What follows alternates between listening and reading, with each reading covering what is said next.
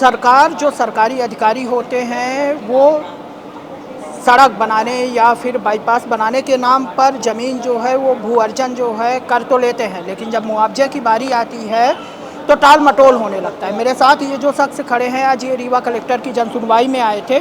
इनकी ज़मीन फंसती है बाईपास में, सब कुछ प्रोसेस हो चुका है, भू अर्जन हो चुका है, भू अर्जन को लेकर इनका जो तय मुआवजा था वो भी बन चुका है 1,71,00,000 रुपये।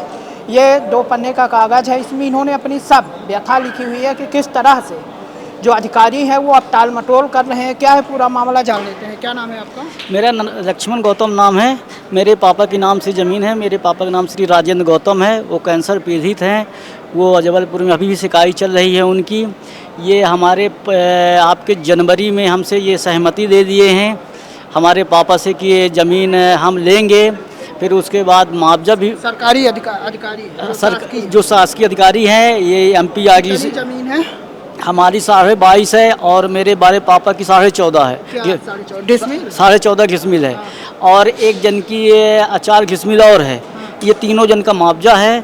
केवल ये 4 लाइन में ज़मीन फंस रही। पहले हमारी ज़मीन छूट गई थी जब हमारे पापा को कैंसर पीड़ित मालूम हमें चला कि हमारे पापा को कैंसर पीड़ित है। अब उसमें पैसा तो बहुत लगता है। हम लोग नापने के लिए पटवारी जी को लेके गए तो हमारी ज़मीन इसमें जब नपाए तो हमारी इसमें फंस गई, बाईपास में फंसी थी। हमने वो केस भी लगाया तो वहाँ केस में निराकरण ये हुआ कि बाईपास या चाहिए खाली करे या इनकी ज़मीन दे। जब ये 4 लाइन प्रस्तावित हुआ, जब नापने के लिए आए ये तो जब नापे तो दल बना। दल में MP आगलीसी के 4 अराई तहसील अराई और पटवारी थे और हमारे भुअर्जन के हम थे उस समय अवस्थी जी थे और तहसीलदार अराई साहब थे और दो लोग और थे। मानो 6 साल दल बना। दल बने के बाद इन्होंने MP आगलीसी वालों ने मान लिया। मानने के बाद वहाँ भोपाल भेजा सहमति के लिए। अप्रूवल आया। जब यहाँ अप्रूवल आया तो कहें कि रजिस्ट्री कराएंगे तो हमसे सहमति हमारे पापा से दे दिए। मार्च तक के लिए बोले कि 25-26 के गाइडलाइन से आपको हम मुआवजा दे देंगे। जब हम वो भेजे भोपाल, फिर दोबारा भोपाल भेजे। जब भोपाल में ही कोई निराकरण नहीं हुआ तो हम MP आगलीसी गए।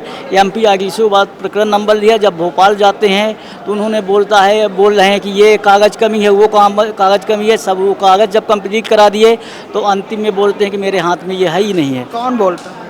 ये RO साहब बोलते हैं वहाँ के चाई के कि ये मेरे हाथ में तो है ही नहीं है। हम कहते हैं कि आपने खुद सहमति दी है। हमारे पापा कैंसर पीड़ित है। जब सहमति दी, मुआवजा बनवा लिया और अकाउंट नंबर ले लिया, सब कुछ ले लिया और उसके बाद अंतिम में बोलते हैं कि हमारे ये सड़क बन गई है कि नहीं बनी? सड़क अभी नहीं बनी है, ज़बरदस्ती बना रहे हैं। आपकी ज़मीन में? हमारी ज़मीन में ज़बरदस्ती मुआवजा भी नहीं दे रहे हो, बना भी रहे हैं, ज़बरदस्ती कर रहे हैं। पुल बना रहे थे वहीं से ज़बरदस्ती करते हैं। ये आपके खंभा भी खींच दिए हैं। पीस द्विवेदी लोग सब कोई मिल के ज़बरदस्ती कर रहे हैं। आपकी ज़मीन? हाँ, हमारी ज़मीन में खींच भी दिए हैं और पैसा मुआवजा बनाने के लिए तो आपके ये हम 6 महीने से भटक रहे हैं। कोई सुनवाई नहीं हो रही है। कलेक्टर साहब क्या आज इसीलिए कलेक्टर साहब के जन सुनवाई में आए। क्या हमारा निराकरण होता है। हमारी यही विनती है कलेक्टर साहब से। क्या कलेक्टर साहब बोले कि ठीक है हम करवाते हैं, दिखवाते हैं इसको। अब यही हमारे कलेक्टर साहब से भी विनती है कि हमारे पापा की तबीयत ख़राब है, हमें पैसा लगता है, उसमें निराकरण यही हो जाए कि हमारा मुआवजा मिल जाए या फिर हमें ज़मीन बेचने की अनुमति मिल जाए। ये हम चाहते हैं। ठीक है। तो सुना आपने कि किस तरह से इनकी ज़मीन पर अब यूँ कहें कि अवैध तरह से कब्जा ही कहा जा सकता है कि जिस कब्जा रात में काम चालू करने के लिए आ जाते हैं हम। वहाँ पे हमारे पापा की तबीयत ख़राब है तो हम बैठे रहें वहाँ पे ताकि बैठे रहें कि उनको पापा को हम अपने दिखाएं।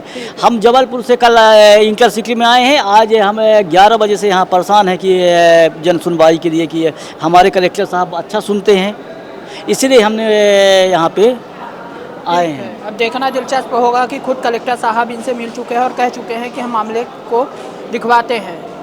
अब इसमें क्या कुछ कार्रवाई होगी आने वाला समय बताएगा। वीडियो जर्नलिस्ट सोनाली के साथ मैं नीरज, रीवा। श्रवण कुमारी senior secondary school Chirhula Rewa, जहां इस समय चालू है फ्री एडमिशन। जल्दी आएं और अपने बच्चों के बेहतर भविष्य के लिए एडमिशन करवाएं।